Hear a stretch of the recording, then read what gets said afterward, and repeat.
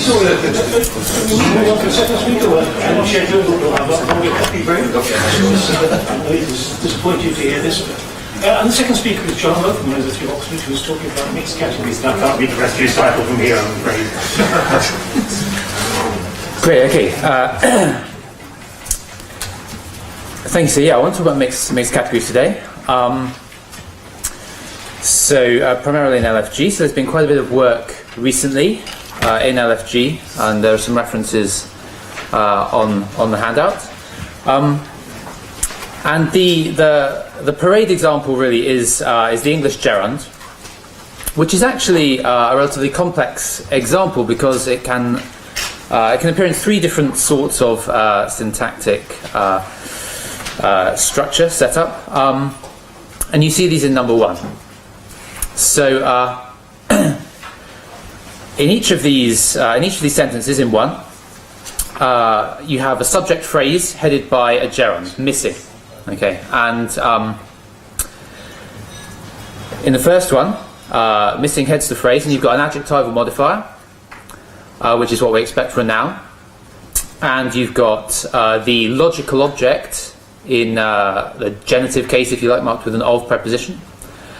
And then you have a possessive determiner, which again is what we expect for a noun. So all these things are features of noun phrases. And so the missing in 1a is just a noun, an n. And you can give that phrase, that subject phrase, an entirely uninteresting nominal structure, and that's shown in 2. And that's not of any interest. 1b is more interesting. So again, it's the subject phrase. And being a subject is the sort of thing that nouns tend to do. But we have an adverb modifier, stupidly, which is the sort of thing verbs tend to have. And the object, the penalty, is in the bare form. So the form you almost never ever get with nouns or adjectives, but you regularly get with verbs. And then the logical subject, him, is in the case that you might well expect for a non-finite verb form. Accusative, if you want to call it that. And I'll discuss that type in a moment. But the clear mixed example is 1c, where you have missing, again heading the phrase, with an adverb modifier and the sort of verbal type object, bare object, the penalty, but a possessive determiner, his. So it has some of the features of the verb construction and some of the features of the noun type construction. And the way this is generally analysed in LFG is shown in 3, the analysis of Bresnan and the most recent updates of the textbook. So what you have is a head sharing construction. You have a V, missing is a V, category V, it heads a VP, but it also heads a DP. It's the extended head of the DP. So yeah, so this is a head sharing construction. The VP is the co-head complement of the DP. So we could call that lexical functional head sharing. So you've got a lexical category and a functional category. But you can also have other sorts of things. You can have lexical head sharing if you like. So this is exemplified in 4. Where we have an NP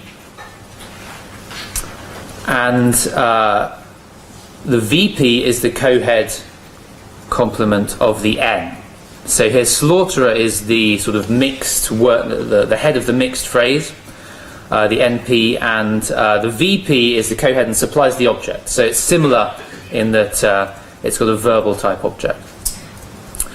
And there are other sorts of possibilities. So Nikitina, so in 4, one of the things that Bresnan argues is that the head here appears in the higher projection, in the N rather than the V. You can't tell in 4, but there are languages with constructions like this where you can. But Nikitina permits this sort of head sharing with the head in the lower projection, and I think that's consistent with what Bresnan says. Also, she has sort of functional, so an IP with a DP extended head. And you can also have S in the mix here as well. So, for example, Nikitina and Haug have S with NP as an extended head. Okay, so this is a head sharing type of analysis where you have distinct categories, two distinct categories, and a particular word heads a phrase of two distinct category types. And that's how it's generally done in LFG, and the HPSG way of doing it is a little bit different, and I'm not going to say much about HPSG, but just to kind of try and say something.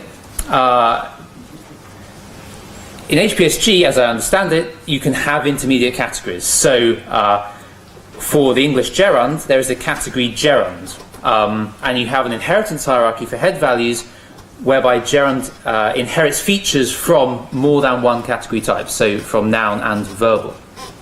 So you have a tree in 5 that just shows gerund with a head value gerund. And in 6, I didn't have time to make the inheritance hierarchy look pretty, but you can see the point. The category gerund inherits from noun and verbal. Sorry, I should come down here.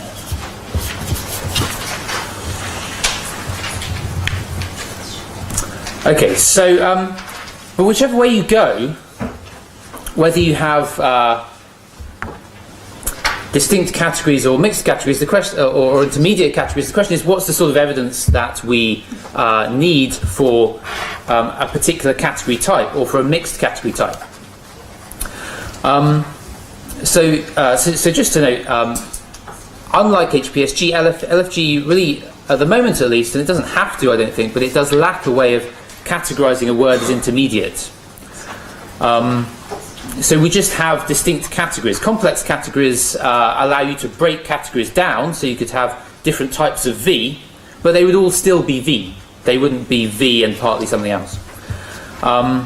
And there are also feature breakdowns. So, of course, Bresnan breaks down N, V, A, and P according to two binary features, but they're not used to allow underspecification or mixed category status. They're used to cross-classify, to say maybe N and A do the same sort of thing because they have this feature. But as I say, we need to know when we have a mixed category and when we don't. Or just in general, how do we know what sort of category we have?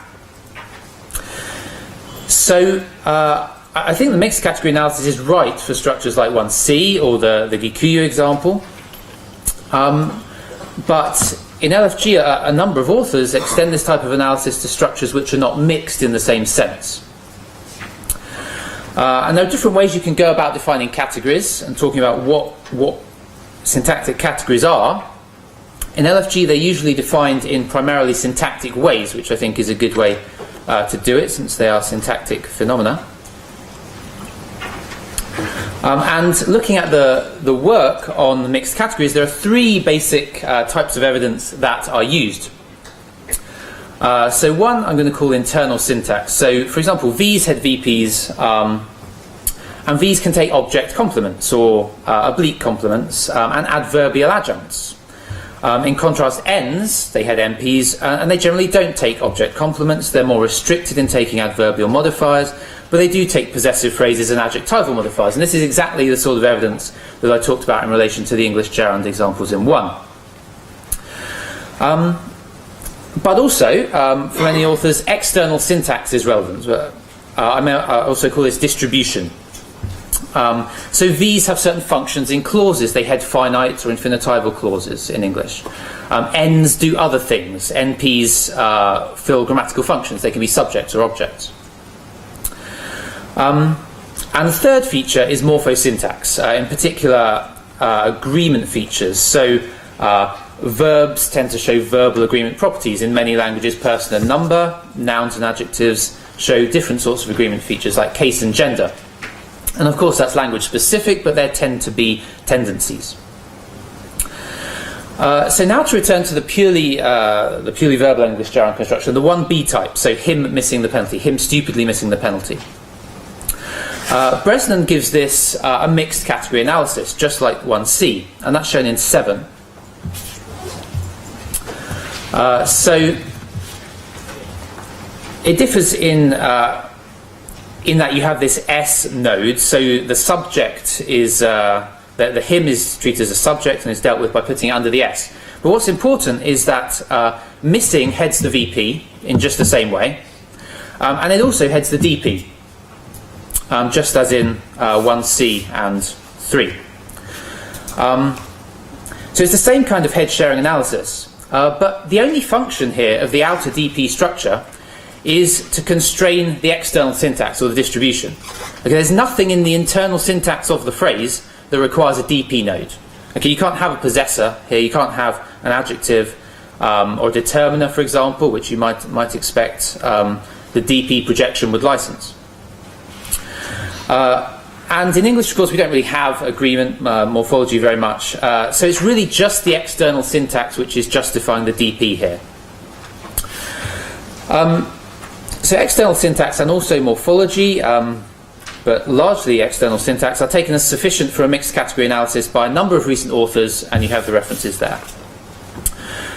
So now I want to talk about participles as something that I've done a lot of work on, and also another example beside the gerund, and one that does have morphology. So here's a participle phrase from Sanskrit. So here's a noun phrase from Sanskrit with a participle modifier.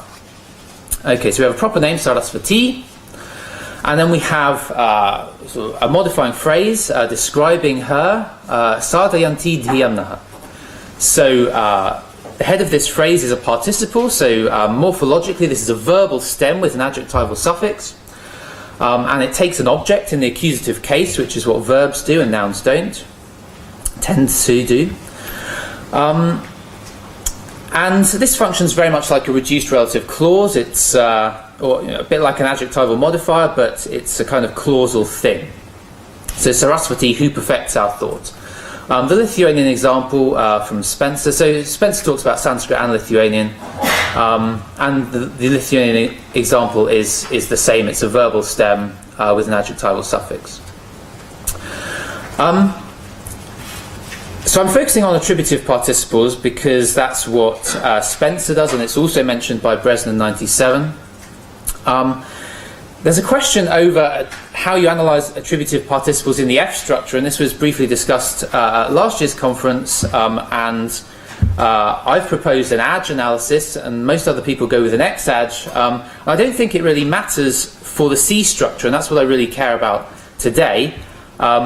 So Spencer's paper implies a connection between the two that I don't think is necessarily there. So I'm just focusing on the C structure. So what I assume for Sanskrit participles, and it would apply also to Lithuanian, is that participle phrases are VPs. A participle is a V. The internal syntax of the phrase is verbal. They take verbal objects, adverbs. And this VP can function as an attributive modifier, as you see here in 10. Okay. Now Andrew Spencer argues that instead that they're a mixed category, what he calls a verb to adjective transposition. So what he's concerned with is really the morphology and the connection between the morphology and the syntax. And he assumes a semantic argument structure representation which ultimately determines the category of the word. So there's a sort of semantic argument structure in the morphology which then maps to word category in the syntax. And the process, the morphological process that derives a participle from a verb, creates a composite representation in the morphology which maps to an intermediate structure. So his structure is given in 11. And you see it looks kind of similar to 10, but it's crucially different in that the category of perfecting is not V, and it's not A either, it's something in between. It's what he labels V2A, which is he wants to see as an intermediate category. He does note that an extended head analysis would also work. So 12 is another possibility for him. In which case, perfecting would be an A, an adjective. Okay, and it would be, it would have a co-head VP complement.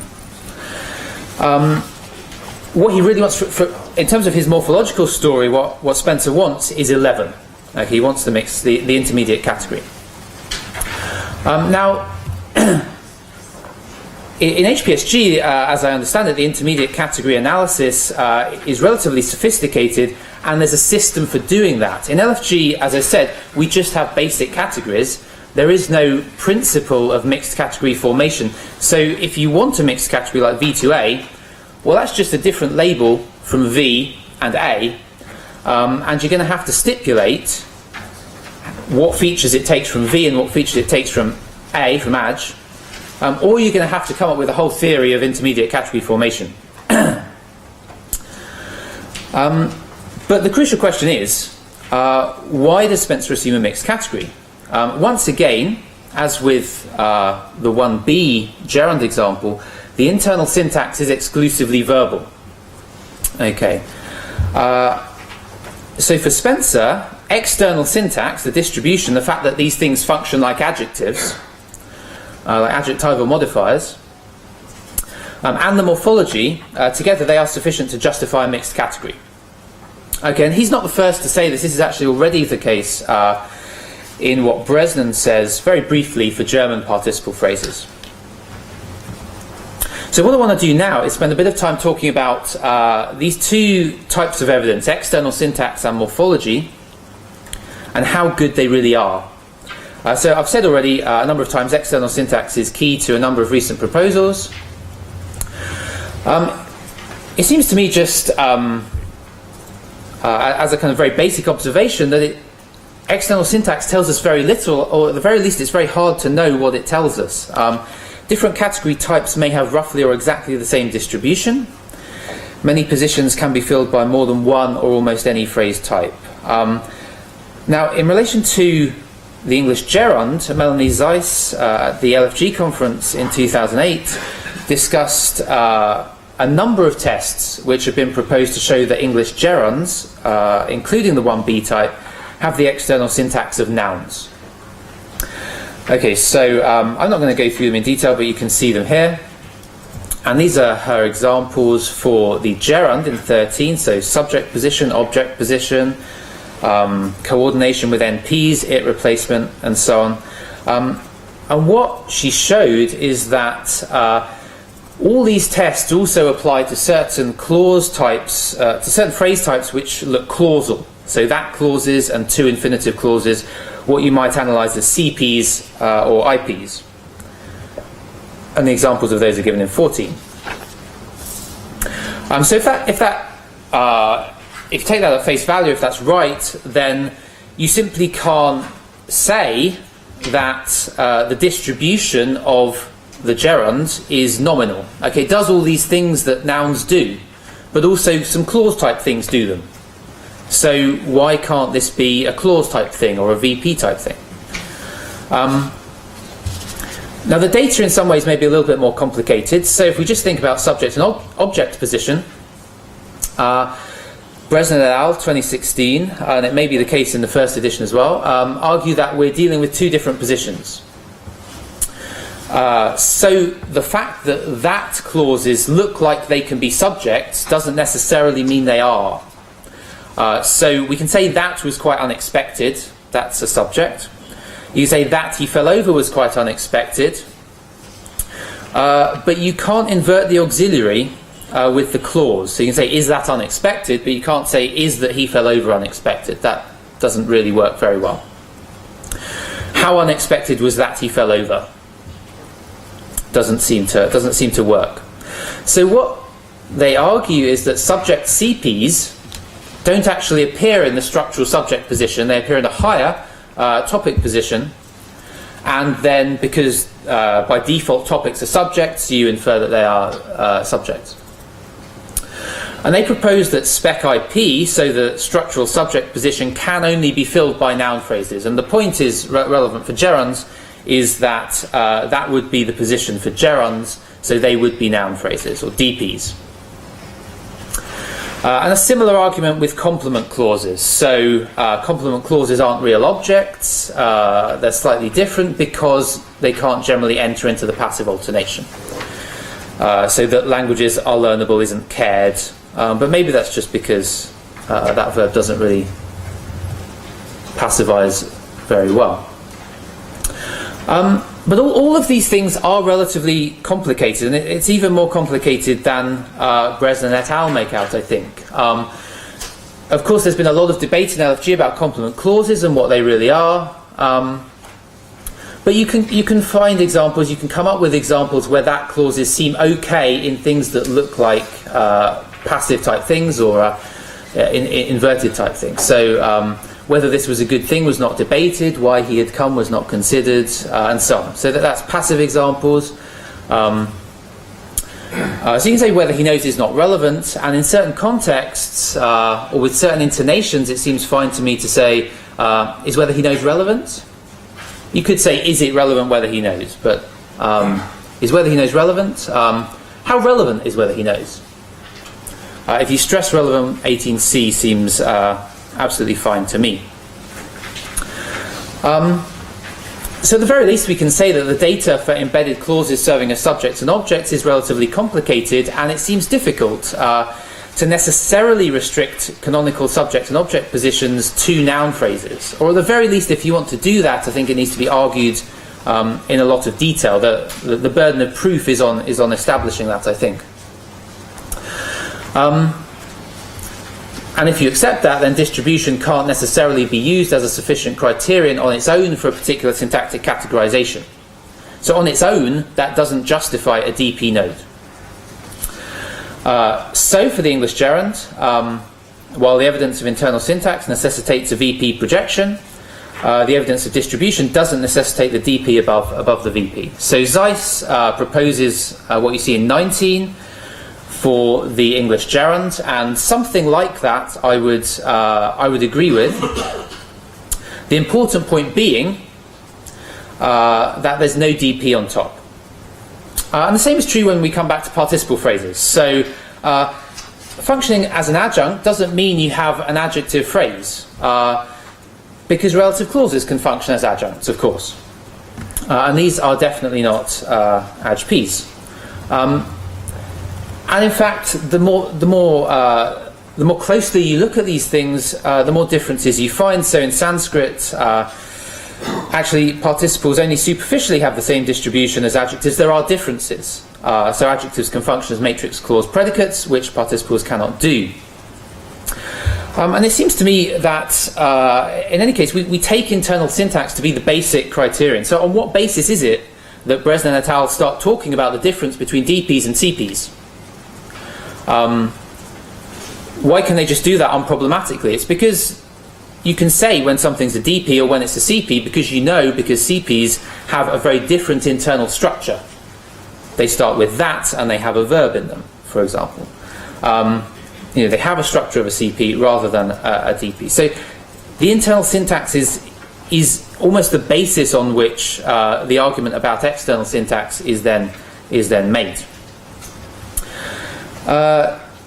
Now if, for example, an English gerund just heads a VP or something else, and the same with a Sanskrit participle, we need to ensure, of course, that they don't head clauses. We have to restrict their distribution, for example, with the English gerund, so that it can be a subject or an object rather than a clausal head. But that's relatively trivial. It's absolutely trivial. There's a couple of ways to do that in 20 and 21. Via complex categories or an F structure feature, that's no problem. So now let's come on to morphology. So Spencer's argument about participles is that they're categorically adjectives partly because they show adjectival distribution, but partly also because they show adjectival agreement. Now it seems to me that diachronically it's a weak argument to depend on agreement or morphological features. So in many languages, participles or agent nominalizations get reanalyzed as finite verb forms over time. And their morphology doesn't change. So in Slavic past tense verbs in L, originally from a verbal adjective, hard to say how verbal it was at the very earliest period, but probably not very. They agree with their subject in ways more like nouns or adjectives than other finite verbs. And that's because they were adjectives, but now they are verbs. Categoriality may change but that doesn't mean that the morphology changes. And so if you had an adjective category that was a lexical adjective category, and it got reanalyzed as a non-finite verb category or participle, it could be a V in category terms, but it would still have all its adjectival agreement features. But as I said, Andy Spencer's interested in the morphology and the link between morphology and syntax, and he says on a synchronic level, if we have some adjectives with certain agreement features and some participles with the same sorts of suffixes, agreement properties, it would be nice if that similarity, that identity, isn't an accident on a synchronic analysis. So, okay, what I think we can show, I think it's easy enough, I think, to show that you can have a model of morphology where you can have shared morphological features that don't necessarily correspond to shared syntactic categories. So that's what I want to do very briefly, go through this. So Mary Dalrymple proposed this model for morphology within LFG, a way of representing the contribution of morphology to the syntactic properties of words, and I'll try to go through it relatively quickly as I don't have too much time. So lexical entries are built out of a number of components. So lexical entries give us what we need for the syntax. They're built out of lexemic entries, which give you the basic lexemic information. Realization relation, which give you sort of information for specific forms of a lexeme. And then the functional description function D, which map morphological properties to syntactic properties. So here we have dog. So the lexemic entry for dog is in 22. This is just the information for dog, and you have the form of the root, F structure information, which is common to all forms of the lexeme, and then a label, dog1. The label is important, the lexemic index. And then if you have the word form dogs, you'll have this M entry, this M entry in 23, which gives you the relevant morphological information. So for dog1, this particular lexeme, we have a form dogs, pronounced dogs, and then two morphological features, morphological category, noun, and number plural. And then D maps those features for a given lexeme, identified by the lexemic index, to syntactic features. So here we map mcat noun and m num plural to n, the syntactic category n, and the F structure feature up number equals plural. Okay, and we can specify these things separately, and in particular, of course, what we care about is the category, the mapping to the category, and Mary defines this as a description function dcat, a subcomponent of D. So let's quickly look at a participle. So verbal roots, so the Sanskrit root gum, to go, will look very similar to dog, but it'll have its own stem and so on, and I'll label it go1. And then let's say we have a nominative plural present participle, nominative plural masculine present participle, gachanta. So here we have a realization relation for go1 with the form gachanta, and then these morphological features. So this is a present tense form, it's active voice, and you see crucially it has mcat adjective, morphologically an adjective, and then it has these adjectival features, case nominative, number plural, gender masculine. We can use templates to generalize over those last three features, as you see in 27.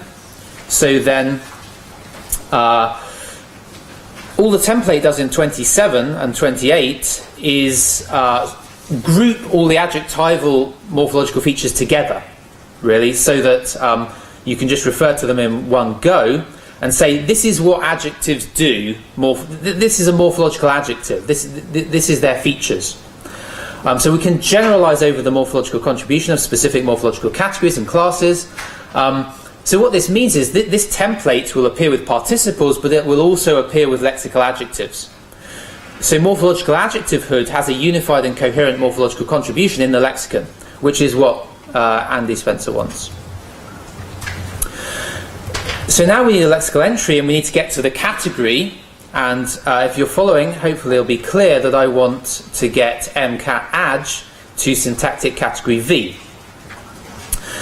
So Mary proposes the structure, the sort of default structure in 29 for dcat, so the mapping to syntactic categories. So for a particular lexemic index and a set of M features, you have the syntactic category N, if and only if mcat N is in the M features. So essentially mcat N is going to map your word to the syntactic category N, and so on. And of course, most of the time, that's what we want. We want that to be the default. But because we can specify these by the lexemic index, in principle, it needn't be uniform. We can have alternatives. So we can have the default for all lexical adjectives in Sanskrit. We can divide lexemic indices, or lexemes. We can group them into a group of lexemes that we think are adjectival, and a group that we think are verbal. I mean, that's just labels. We're just grouping them into two sets because they do two different things. And the ones that we call adjectival, if they have mcat adj in their M features, which most of the time they probably will, then they'll map to adj in the syntax, to A.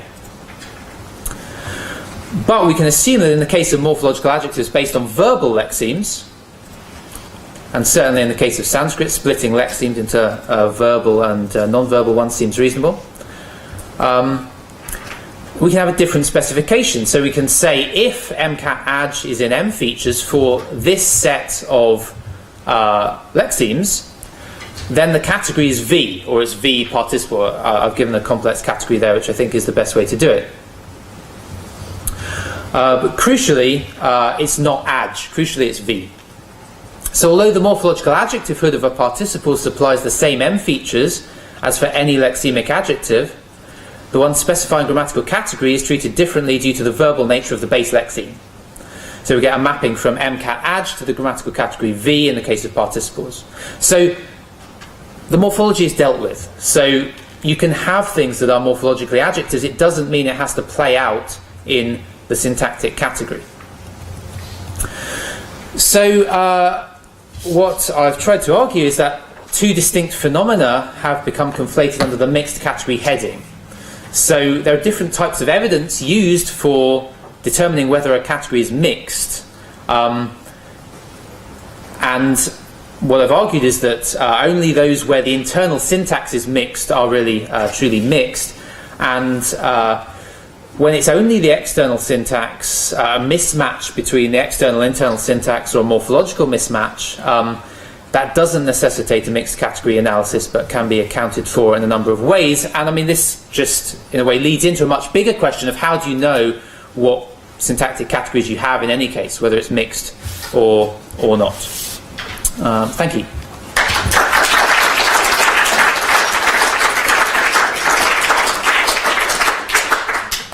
Well, I'll have 10 minutes for certain questions.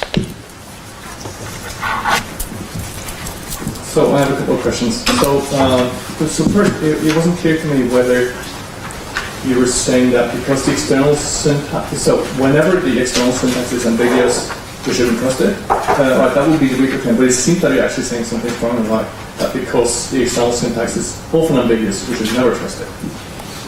Right? Yeah. Mm-hmm. Yeah. But what about languages? So, for example, for the Latin case we discussed, economic progressive proposition, and that seems to be exclusively normal in Latin. Except for the dominant participle construction. Yeah. So that's the only one, right? Only the potentially mixed. Yeah, exactly. But so. So the dominant participle in Latin can appear in a number of places that noun phrases can. Maybe all and only the places that noun phrases can. I don't see any I suppose what I'm saying is I don't see any reason why you should have to have the NP node there. In a sense, what advantage is there to having that NP node? Yeah. Okay. Yeah. So you really want to have a stronger thing. I think the advantage would be that you automatically get the distribution as opposed to if you say it's an S, then you need some feature to say that this is the only S that can ever be the complement of P. Yes, but I think that you kind of need that anyway, because let's say you have the NP, then you're going to need a rule somewhere saying NP gives me an S only when it's a past participle. Yeah. So you need that constraint anyway, whether or not you have the NP node. So I don't think it gains you anything there. Yeah. So the other question is about agreement. So you were discussing internal agreement, but you can also have external agreement. So this is again the case with the Latin example, right? So if you have something, the equivalent of him losing the game will trigger. So if that's the subject, it will trigger singular matrix verb. But if it's them losing the game, it will trigger matrix plural agreement. Yeah. Okay. Yeah. Yeah. So that seems to be another thing that NPs do, right? NPs in subject position, because other causal subjects in Latin will always take third person singular. Yeah. Okay. So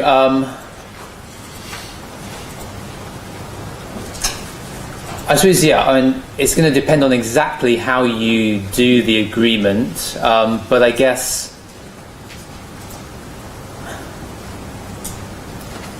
I suppose unlike a normal clause, a clause like this is going to have, the head of the clause has agreement features. So is that going to appear in the F structure for the the outer F structure of the dominant participle phrase? And if it does, then it can just, the verb will just say, well, my number is my subject's number, and that's fine. And again, you're true. That's what nouns do. In a sense, the question is how you get the agreement features to the outer F structure, because you normally don't in a subject-verb agreement constellation, right? Yeah, but because the participle declines, then you have them there already. Not normally. I assume that you treat the Sanskrit agreement by having the participle saying my subject's case is so and so and so on. Not by, yeah, well, you could say that its own cases as well. Or you have your own case and number features, and then you say my subject's case and number features are the same as mine. But I think that I do think that morphology. There's a lot going on with morphology, and it's maybe not necessarily right to say that it's never relevant, but it's not always relevant, at the very least, is what I would want to argue. Okay, thanks.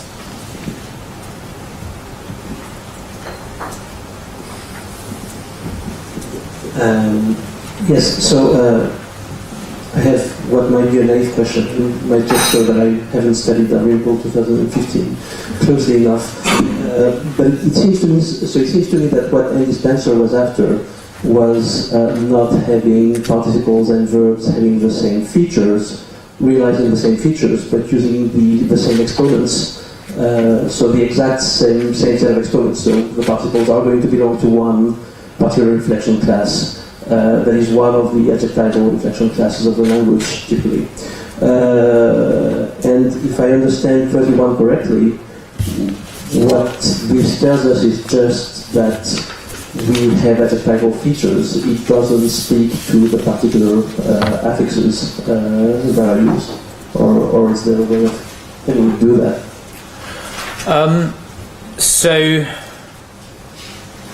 Because nothing says it's an adjective. It just has the same features as an adjective. Yeah, so I mean, you could be more specific than this. You could. So this is a very general statement that says you've got a certain set of lexemes, and yes, if they have MCAT adj and the M features, then you get this category. You could be more specific. You could say, so for example, if you had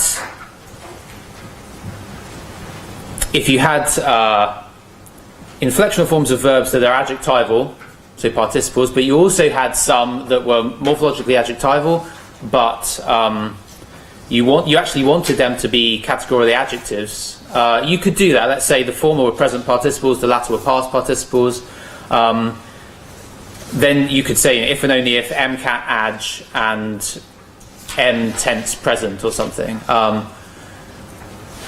So you could be more specific than that. I'm not sure if that. What I'm worried about is really the specific pieces of morphology that you'll be able to select specific affixes that happen to belong to some adjectival inflection class, rather than just expressing the same features as adjectives. Because having different categories expressing the same features is very common, but often they do that through different morphological means. Yeah. Well, I guess the category. So the specific suffixes.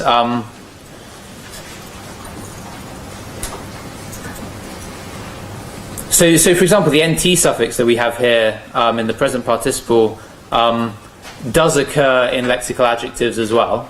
So there are some lexical adjectives with this nt suffix that declines in the same way, but they're not participles, and then it's used in this particular tense voice combination. So I don't think I fully understand what you're saying, but you want to pick out that suffix rather than the features. No, what I'm saying is that this is I think this is the kind of thing that this answer is after. Is the fact that, for instance, take the Slavic past tenses.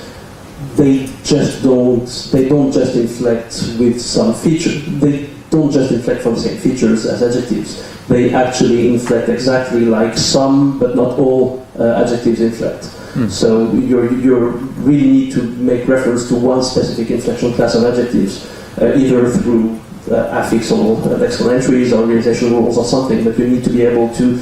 So you need to capture the derivation that this affix is common to one class of adjectives, not all adjectives, one class of adjectives and past verbs. Okay, yeah, you could easily do that. Yeah, that's not going to be a problem. Absolutely, because you could be more specific than I've been here. This is just a general statement of these are adjectival features. But yes, if you're going to distinguish different inflectional classes, then yes, you can do that. That's not going to be a problem.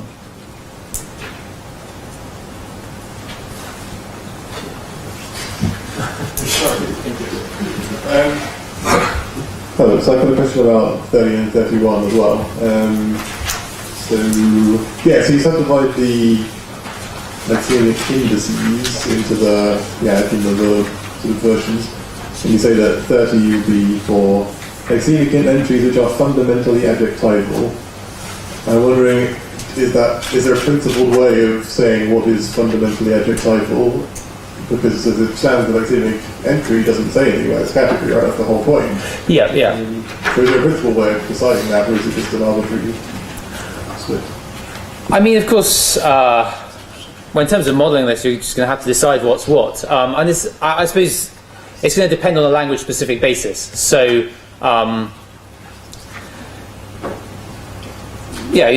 in Sanskrit, for example, there are roots which just basically form verbs, and then you can form adjectives and nouns as well. There are sets of roots which you can form verbs from them, and you can form adjectives. But when you form the verbs, they tend to look they look secondary. They're more complex. They involve some kind of secondary derivation.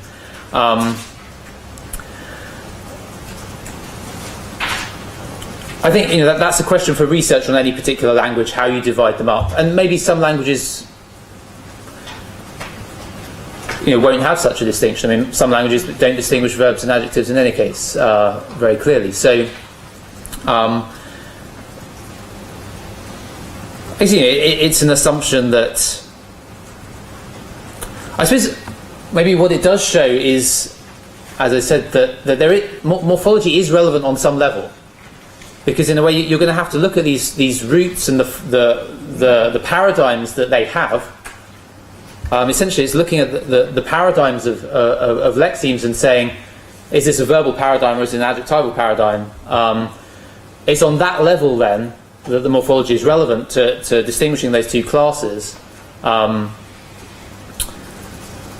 But then on the superficial level of actually what the suffixes do and how they agree and so on, that's more of a superficial matter.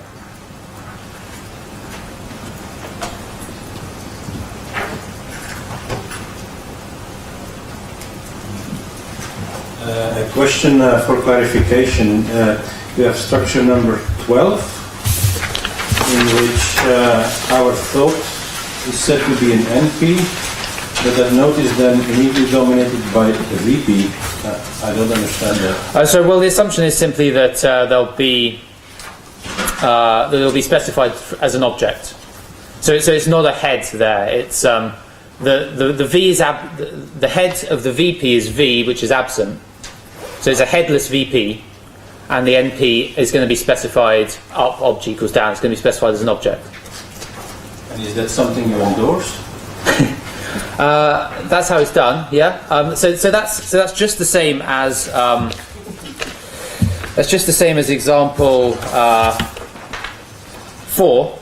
It's just that I put the V there in brackets. So I think that's what Breslin and Magani do, just to show where we're pretending. That's where it would be, but it's not really there. But yes, so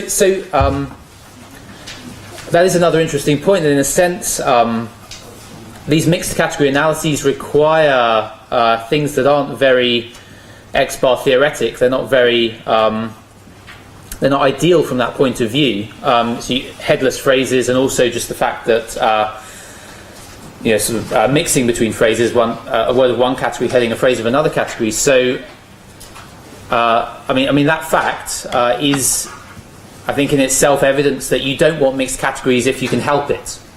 And so if you can avoid doing it, that's a reason to avoid doing it, because you do end up with structures like that. Yeah. Okay, thank you.